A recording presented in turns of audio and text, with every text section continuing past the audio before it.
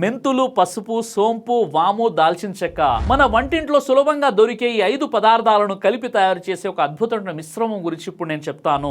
ఈ పదార్థాల్లో fibre, anti ఆక్సిడెంట్లు మరియు ఇతర సహజ సమ్మేళనాలు ఉంటాయి. ఇవి జీర్ణక్రియకు మద్దతు ఇస్తాయి మరియు శరీరానికి కొన్ని పోషక గుణాలను అందిస్తాయి. ఈ మిశ్రమాన్ని తయారు చేయడానికి 50 గ్రాముల మెంతులు, 50 గ్రాముల పసుపు, 50 గ్రాముల సోంపు, 50 గ్రాముల వాము మరియు 25 గ్రాముల దాల్చిన చెక్క తీసుకోవాలి.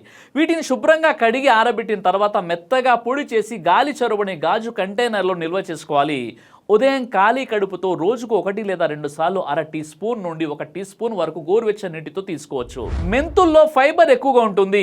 ఇది జీర్ణక్రియకు మద్దతు ఇస్తుంది. పసుపులో ఉండేటటువంటి కర్కుమిన్ అనే సహజ పదార్థం యాంటీ ఆక్సిడెంట్ గుణాలను కలిగి ఉంటుంది. సోంపు జీర్ణక్రియను సులభతరం చేయడంలో ఉపయోగపడుతుంది. వాము సాంప్రదాయకంగా గ్యాస్ మరియు అజీర్ణ సమస్యల కోసం ఉపయోగిస్తారు. దాల్చిన చెక్కలో కూడా యాంటీ ఆక్సిడెంట్ గుణాలు ఉంటాయి. ఈ మిశ్రమం జీర్ణక్రియకు మద్దతు ఇవ్వడం, గ్యాస్, కడుపు ఉబ్బరం మరియు అజీర్ణం వంటి సమస్యలను తగ్గించడంలో సహాయపడుతుంది. అంతేకాదు ఇది బరువు కూడా తగ్గిస్తుంది, పొట్టకోను కూడా కరిగిస్తుంది, థైరాయిడ్ నియంత్రిస్తుంది, మధుమేహం, రక్తపోటు లేదా కీళ్ళ నొప్పులను నియంత్రిస్తుంది.